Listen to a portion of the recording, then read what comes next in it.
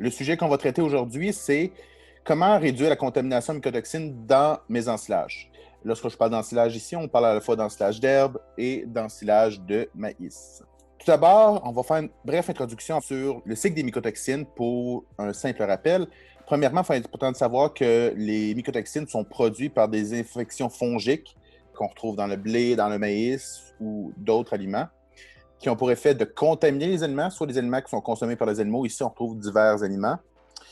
Et par la suite, peuvent, surtout encore, c'est plus souvent présent aux États-Unis, par la phytoxine qui peut contaminer le lait, la viande et certains produits et créer des mycotoxicoses primaires ou secondaires chez les personnes qui consomment les aliments.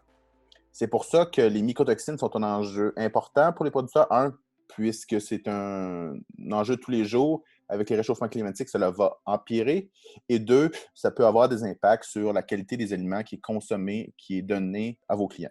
Autre point de vue, juste pour vous rappeler, c'est quelques signes qu'on peut retrouver chez un animal malade. On voit notre magnifique vache.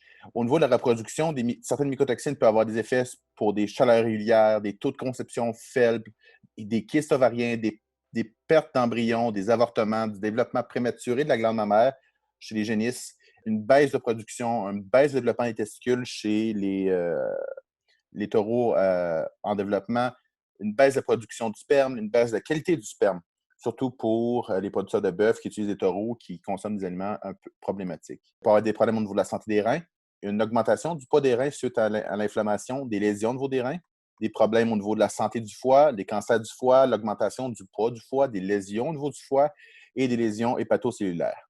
Qu'est-ce qu'on regarde au niveau de la gastro-intestinale? Des gastroentérites, des problèmes de diarrhée, des lésions au niveau de l'intestin et du rumen, des hémorragies, des problèmes ruminaux, une diminution de la motilité du rumen, des changements dans le pH et la production d'acide volatile à cause de l'impact des mycotoxines sur le microbiome, une diminution de la digestibilité et des problèmes de foie.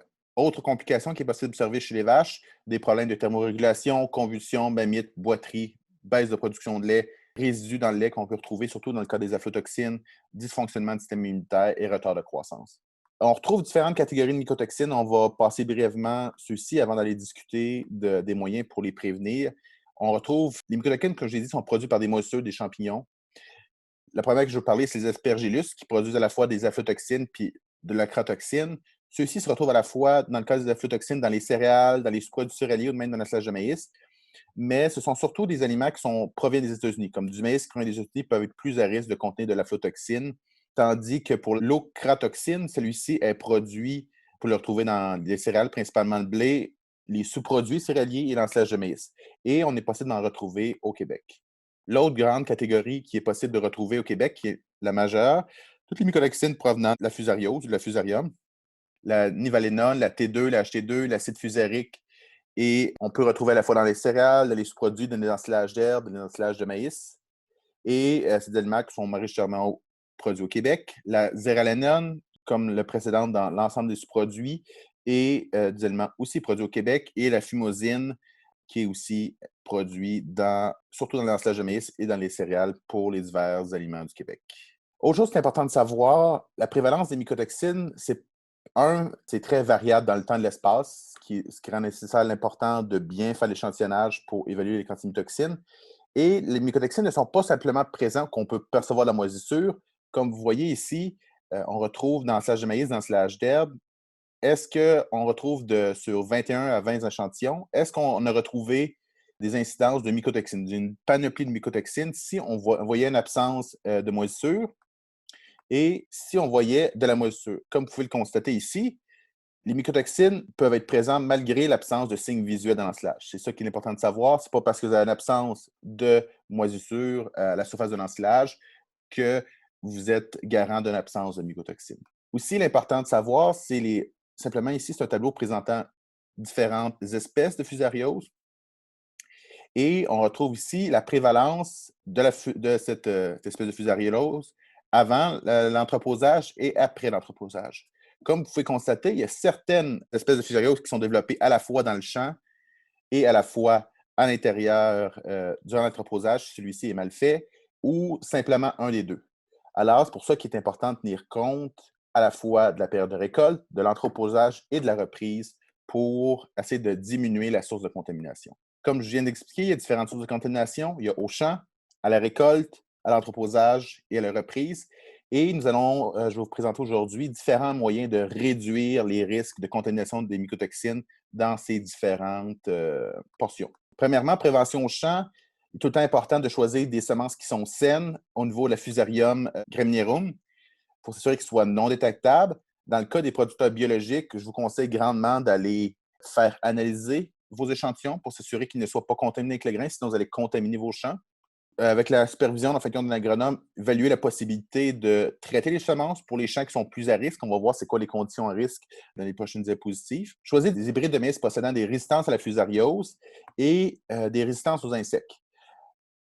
Pourquoi la résistance à la fusariose? Pour éviter le développement de la fusariose. Et la résistance aux insectes, c'est simplement que lorsque les plants de maïs sont affectés, sont endommagés soit par les conditions environnementales, soit par des insectes ou autres maladies, cela permet en fin de compte le développement de la fusariose dans les pieds plants de maïs et ainsi la production de mycotoxines. Autre chose importante, il y a plusieurs facteurs qui affectent la production de mycotoxines. Ce n'est pas parce qu'il y a des moisissures, une présence de moisissures visible qu'il va y avoir des mycotoxines. Il y a plusieurs paramètres à en tenir en ligne de compte. Ici, c'est juste simplement pour vous démontrer qu'il y a une grande diversité dans les différents hybrides qui est possible de trouver sur le marché selon la contamination en donne. Ici, c'est une étude qui a été faite en 2011 au Québec où ils ont évalué différents hybrides de maïs sur différents sites. Comme vous pouvez le constater, tout dépendant des hybrides, et des hybrides, peu importe les sites, produisaient jusqu'à 4 ppm de donne, tandis que certains, comme cet hybride-ci, produisaient moins de 1 ppm. C'est pour ça que je vous invite fortement à discuter avec vendeur de semences pour évaluer l'impact. Choisir les bons hybrides pour le choix de votre maïs. Et aussi, une chose importante à remarquer, c'est qu'il y a une grande diversité dans les conditions de croissance. Simplement, pour regarder l'hybride 212, dépendant des sites, il était jusqu'à 6,5. Après ça, 4,5 était aussi bas que 1,5 au niveau de la donne. C'est pour ça que c'est important de choisir des hybrides qui sont en lien avec nos conditions de croissance. Autre chose importante, c'est d'éviter d'implanter des cultures autres à la fusariose de façon continue dans le champ. Faire des rotations de maïs sur maïs sur maïs ou de maïs blé, maïs blé, maïs blé n'est pas adapté, surtout quand on fait du semi-direct. Qu'est-ce qui est recommandé? C'est moi d'attendre 2 ans, 2 cultures sensibles lorsqu'on parle de blé, d'orge ou de maïs. Et lorsqu'on parle de cultures qui ne sont pas sensibles, le soya, le pois, le canola, le lin, sont des espèces qui ne sont pas hautes, la fusariose, ce qui permet de, si on les intègre dans une culture, dans votre plan de rotation des cultures, d'éviter la contamination, surtout dans un contexte de semi-direct où il y a peu de travail du sol. Aussi, ce qui est important, lorsqu'on a une absence de travail du sol, c'est que, comme vous pouvez constater, lorsque les ensilages sont récoltés, il y a des résidus qui sont tombés sur le sol. Et s'ils ne sont pas intégrés à l'intérieur du sol, où les micro-organismes vont faire leur effet pour métaboliser les moisissures, lorsque la deuxième année, le plant va être ressemé d'une même culture possiblement haute, les moisissures présentes l'année passée sur le sol à l'automne vont contaminer à niveau le plant et créer un cercle vicieux à l'intérieur de celui-ci. C'est pour ça que si vous avez des champs qui sont beaucoup plus problématiques, puis surtout pour les producteurs qui font du semi-direct, l'enfouissement des cultures, l'enfouissement des résidus a un impact bénéfique sur la réduction de la contamination en mycotoxines du sol. Pour un travail réduit du sol ou un semi-direct, il faut vraiment faire attention, éviter de faire des rotations avec des cultures qui sont hautes d'une année à l'autre. Autre chose intéressante, premièrement, cet outil-là est seulement disponible pour la culture de blé et d'orge. Sur Agrométéo, sur une des plateformes, il y a des indicateurs de risque de contamination des céréales par la fusariose. Et ça se situe environ au moment entre la fin piaison jusqu'à la mi-floraison pour le blé et jusqu'au début plein des piaisons pour l'orge. Par contre, cet outil-là n'est pas été calibré pour le maïs, mais peut être un outil de référence pour savoir quand ça peut être problématique et aller faire les évaluations des champs en temps et lieu. L'autre chose qui est discutée présentement, il y a de plus en plus de personnes qui utilisent ça, c'est l'utilisation de fongicides à appliquer sur l'ensilage de maïs. Lorsque les représentants passent, ils discutent, ils parlent en fin de compte, oui, ça va réduire la donne, mais aussi ça va avoir des impacts sur la valeur nutritive de l'aliment, ça va améliorer les rendements. Il est important en fin de compte de faire la part des choses dans ce domaine-là parce que l'application de fongicides, c'est dispendieux, ça coûte entre 60 et 70 l'hectare. Et aussi, il faut viser une fenêtre très précise en tant que telle lors de l'application de ce fongicide. Ici, c'est une étude qui a été faite aux États-Unis. Vous pouvez remarquer qu'il y a une série de fongicides qui sont utilisés, mais ce ne sont pas tous ces fongicides-là qui sont homologués au Québec. Ici, vous pouvez voir pour la donne, la quantité de donne. sur un non-contrôle qui est à 5,1, tandis lorsqu'il y a une application de fongicides, il y a une diminution importante de la contamination des endones. Par contre, il n'y a aucun effet sur la sévérité de la présence de la moisissure, il n'y a aucun effet sur la qualité nutritionnelle et aucun effet sur les rendements lorsque les fongicides sont appliqués. C'est la même chose en fin de compte pour la luzerne.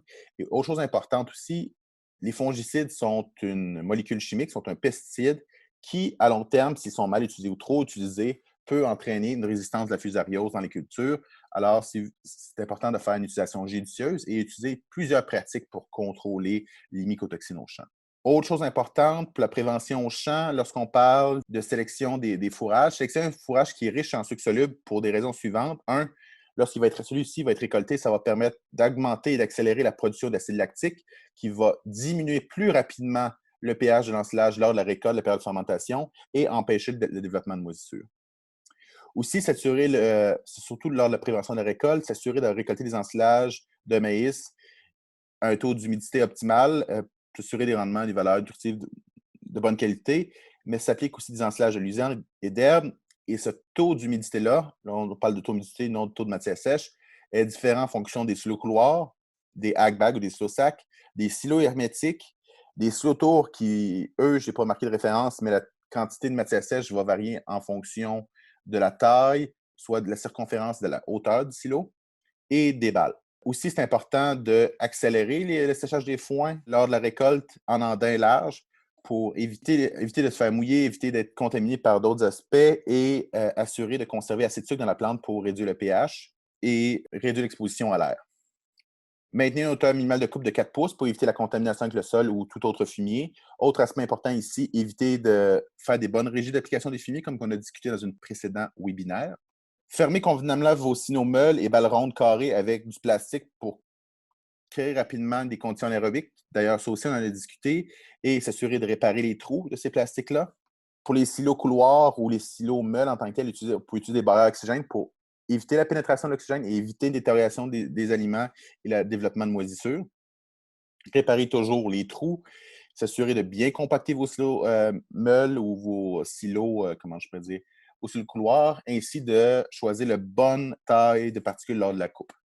Autre aspect important qui peut être intéressant, c'est à la récolte, mais qui va aussi aider à la reprise, c'est d'utiliser des inoculants hétérofermentaires avec un inoculant homofermentaire pour, premièrement, accélérer la réduction du pH et deuxièmement, assurer la stabilité aérobique lors de la reprise. Et comme j'ai dit, ça réduit la contamination moisissure lors de la reprise. Aussi, c'est important, simplement, c'est des règles de base pour une bonne ensilage qui ont des impacts sur plusieurs aspects, à la fois l'énergie, la contamination mycotoxine ou simplement la perte de matière sèche. Avoir un taux de reprise de vos ensilages optimal, soit pour vos silos couloirs, vos silos meules, vos hack bags, vos silos tours. Un minimum de 10 cm en hiver, un minimum de 20 à 30 cm en été. Si possible, utiliser les équipements nécessaires pour avoir une façade de reprise qui est lisse et ferme et éviter la pénétration de l'air à l'intérieur. Toujours aussi s'assurer, surtout pour les silos meules et les silos couloirs, d'empêcher de mettre une ligne de poids où que le plastique est coupé pour éviter que l'air pénètre à l'intérieur. Vous allez pu constater que des fois, c'est simplement des pratiques de base qui est recommandée, surtout la gestion des ensilages, à l'entreposage et à la reprise qui est recommandée dans diverses autres conditions. Et aussi, pour ce qui est des producteurs qui utilisent le semi-direct et surtout ceux qui utilisent comment je pourrais dire, une fédération forte en ensilage de maïs, doivent faire attention, doivent trouver des façons de couper les cycles en fin de compte de la fusariose et d'éviter de faire du maïs sur du maïs, surtout en semi-direct, sinon de travailler le sol de façon importante, mais à ce moment-là, a des impacts sur la santé du sol. Et aussi, l'important, je vous rappelle, c'est que cette présentation-là fait un peu en lien avec une subvention qui avait été déposée au MAPAC et financée au MAPAC avec des collaborateurs de la Faculté de médecine vétérinaire, avec Younes Chorfi et Lactanet, pour développer des fiches techniques et écrire des articles et faire des billets de blog. Et dans ce cadre-là, en fin de compte, vous allez pouvoir retrouver au cours des prochaines semaines une série de 8 articles sur les mycotoxines. Il y a déjà 3 qui sont déjà parus à ce moment-ci, soit sur l'analyse de l'échantillonnage, les effets sur les bovins et de laitiers de boucherie et les différents enjeux. Il reste encore, en fin de compte, les antimycotoxines dans les prochains jours, un rappel en fin de compte de la gestion au champ, la gestion en entreposage des grains, la gestion en entreposage des ensilages, que vous allez pouvoir voir prochainement. Et je vous dis à la semaine prochaine. Bonne journée.